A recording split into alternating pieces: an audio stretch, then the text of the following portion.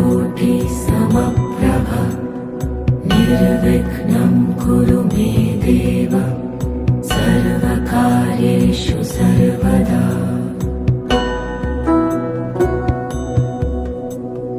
वक्रतुण्ड महाकाय सूर्यकोटि समप्रभ निर्विघ्नं